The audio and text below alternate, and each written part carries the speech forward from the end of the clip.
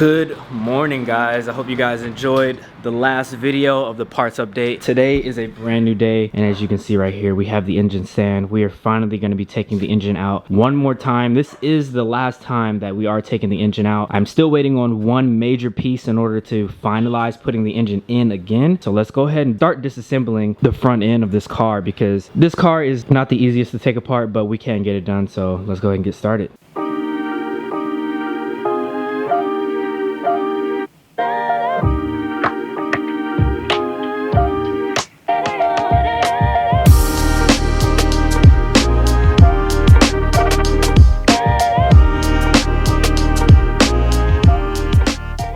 Finally have the front end, which is over there off of 370. I guess it's not too bad. It's just really like 12 bolts or so. It's not terrible, but yeah, we have it out. It's a lot more open. So now we're able to get the hoist and hook it up, get this thing out of here.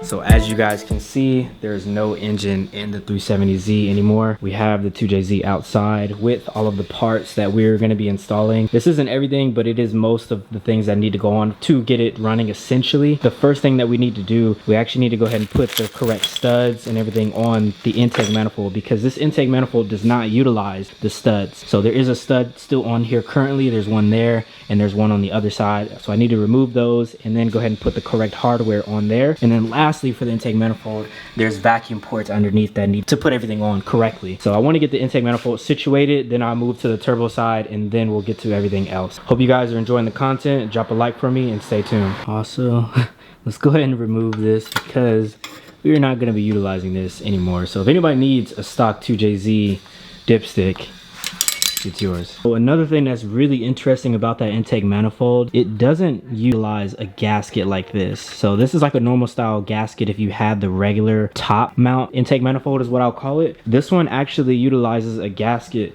on the back side of this. So you see these little indents in here. That's basically where you're going to want to put your gasket. So it does come with that in the kit, so I need to go ahead and throw all those on because I wasn't aware that it came with that. So we'll go ahead and throw all that on, fix everything on this intake manifold, and get it plumbed up how it should be. So you guys want to remember, when you're putting any of these type of fittings on anything, you want to make sure you put some Teflon tape around them and then go ahead and screw them in. That way, you know, there's no leaks or anything that's going to leak through as far as air goes. So we'll go ahead and throw this in. Now we're going to go ahead and throw this in. This one doesn't need any Teflon tape or anything like that since it has a gasket.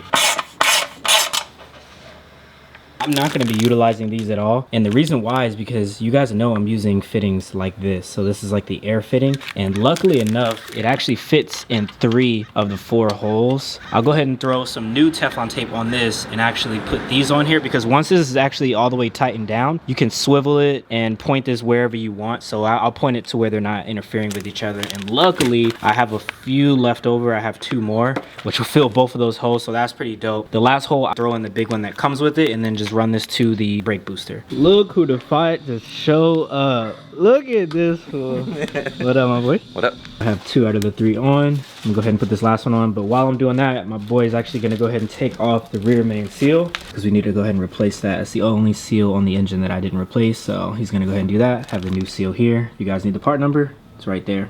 Drill something into it, fool. I already got it, fool.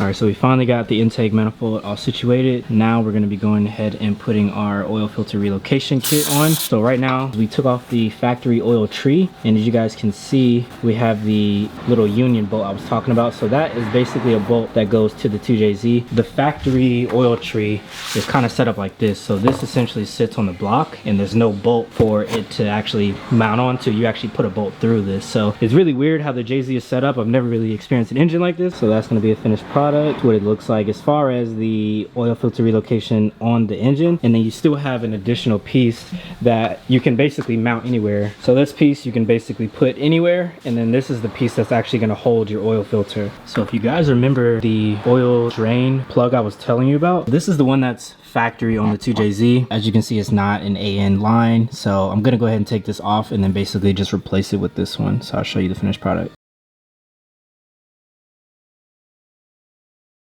Next up on the list is going to be the thermostat. So I have that in this box. Fairly easy. Let's go ahead and take off this little pipe right here, and we'll go ahead and put our thermostat in and put that back on. You guys want to make sure when you are replacing this, definitely take out the gasket that's in here if it is in here. So you can just remove that with like a needle nose plier. So this is the old gasket. And then with the new thermostat, so you guys see the little dial that it has right on the top. Toyota is actually super smart, and they put like a little notch right here. So basically you're going to want to line up that dial with that notch, and then that's pretty much it, and then you just install it back. So I know a lot of times, like when I had the RB and stuff like that, there was no notch for me to actually go off of, so having that is like super beneficial. So this is pretty much how it's gonna look once it's fully seated. I know it's not focusing, but basically you have the dial lined up with the other dial.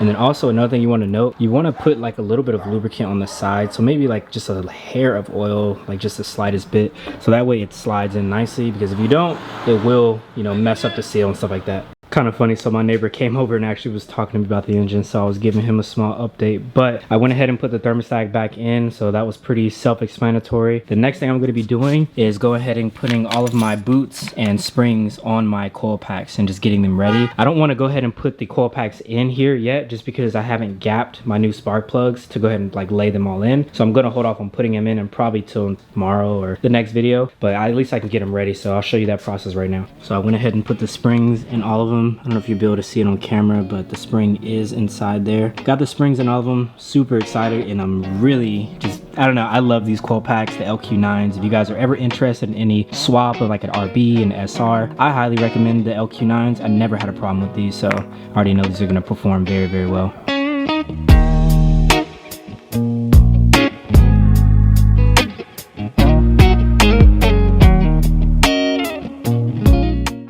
So guys, I think I'm at a good stopping point. Felt like we got a lot done today. This is everything I have left. I did take the spark plugs out. These are the brand new ones, so I'm gonna go ahead and gap these probably tomorrow or sometime soon. Then I'll be able to actually throw all of my coil packs with the coil pack harness in. I did mock up my turbo because it looks like the gasket that I had for the turbo was a T6 and this is a T4. So that's a really big gasket, that T6 gasket. So not really sure why they sent me that. Just kind of have that chilling there for now. Need to order that. I need to order a couple other things. Only thing I didn't really show you guys was the new oil dipstick. So it looks really sleek. You actually really can't even tell that there's a dipstick there, but it is here. And then when you pull it out, it just looks like this. So really, really cool, sleek in my opinion. I love that, and it fits a whole lot better than the other one did. So it's really cool. But if you guys did enjoy this content today, us just thumbing out everything on this engine, please drop me a huge thumbs up. Took us quite a while, but we got a lot of stuff done, and we figured out what we needed to still buy. So we'll see you guys in the next video. Catch you guys soon. All right, so that's gonna be the finished product. Hopefully you guys can see that. Myself up. Hold on, re-record that. Hey yo.